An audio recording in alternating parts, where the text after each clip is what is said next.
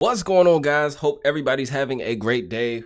We gonna play some raid, all right, and we're gonna do some Hydra. And dude, this might be like my favorite Hydra champ that I have right now, not gonna lie. And she's actually killing it across the board. White Queen Kora. I don't have her in the gear is okay. It's not crazy, but it's okay for where I am.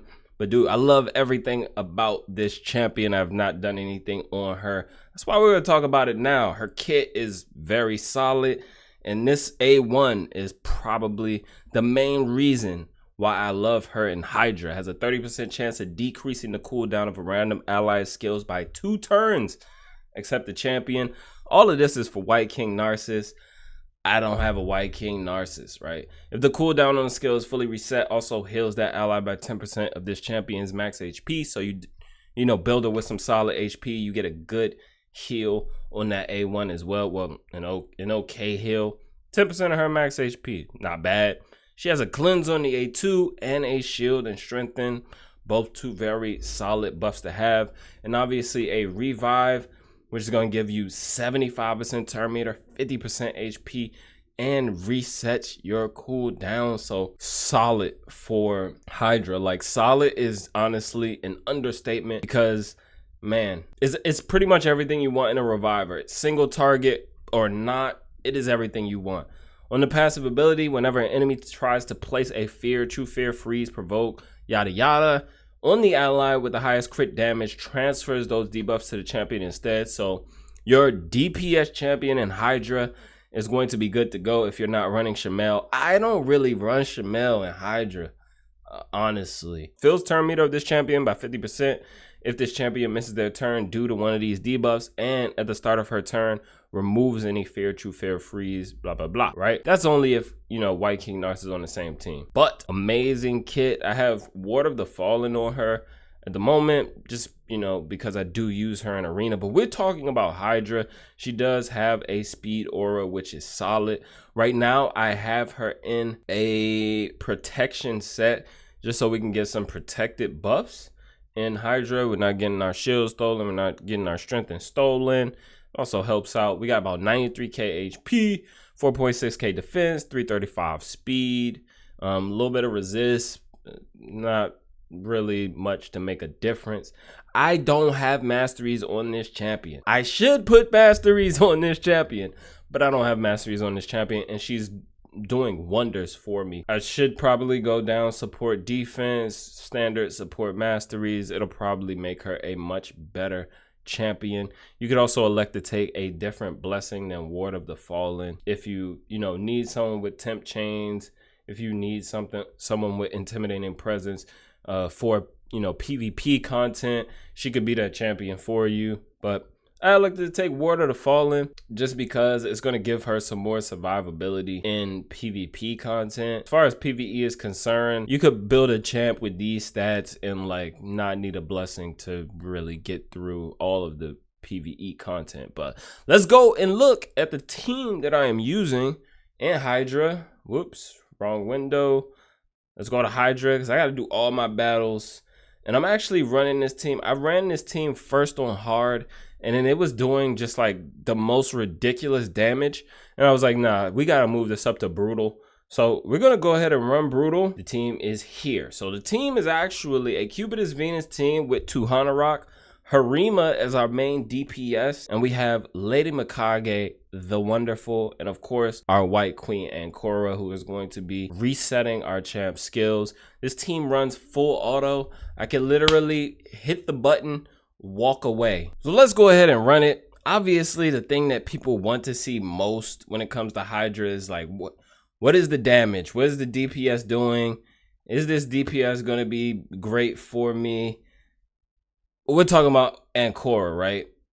Kora is enabling our comp to be just that much more efficient. Her A1 is doing crazy work for us, man. The A1 is doing ridiculous work. Being able to get a reset potentially every time she uses her A1 is huge. It is absolute game changer. The cleanse, the shield, the strengthen, all great. The reset on the revive, amazing. I don't know that like you could fully replace her at all. Now, someone who does something similar minus the revive is Grand Oak Patrage. I think that's his name. Very good champion as well. He doesn't have the revive, but he does have the ally attack, and I believe he does a similar mechanic with resetting on the A1.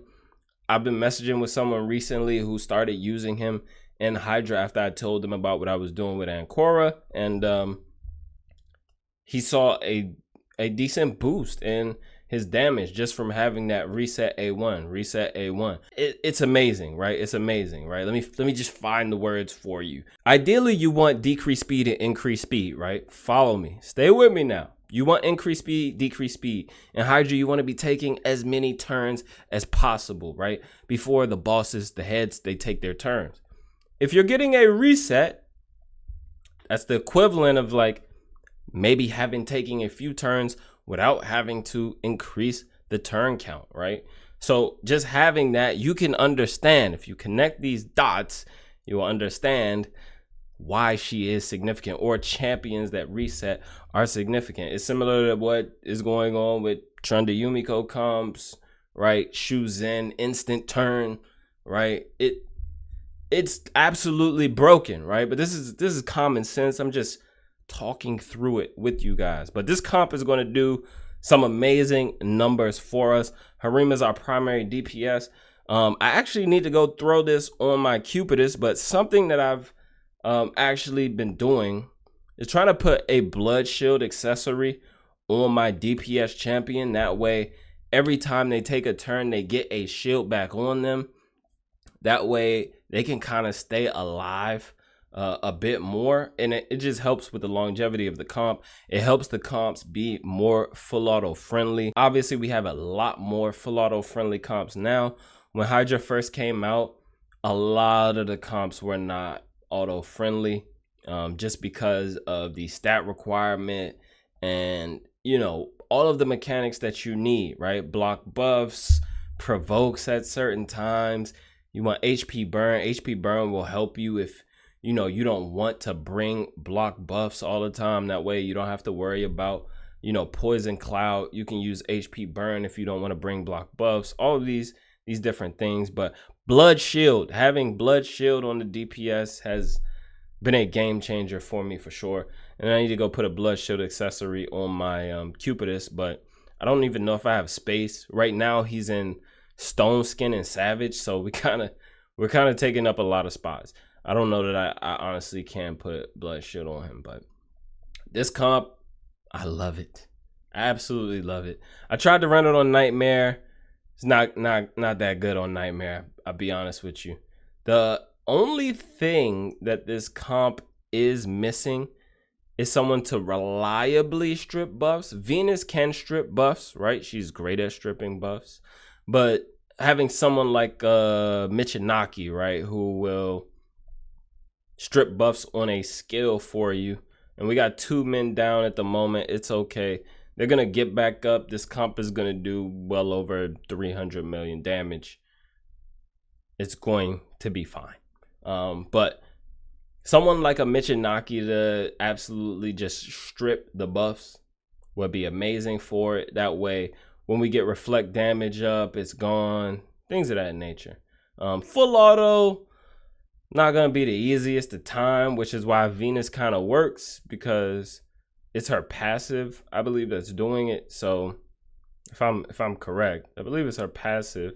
And we could just take a look at a sec. Well, actually, we won't see the passive, but stripping buffs, probably the only thing that's really missing from here. Other than that, we have pretty much everything we need. No Shamel in here. We're not worried about fears. We actually have multiple cleansers. Let me retract. Let me back up, because I forgot Lady Mikage over here will decrease the duration of enemy buffs. So this comp actually does have everything.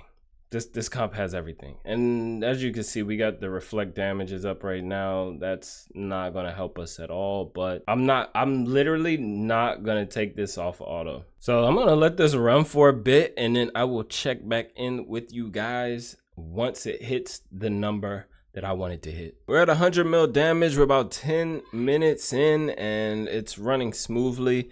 I'm gonna stop it now just so that I can make sure that I have enough damage left over to get top chest 1 and minimize Hydra clash damage 2.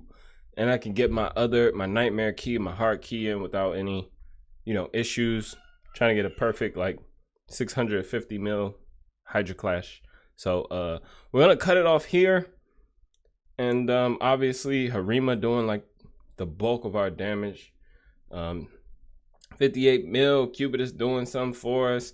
This comp is gonna go all the way to the turn limit, no problemo. But White Queen Kora helping out a ton. Lady Mikage obviously doing wonders.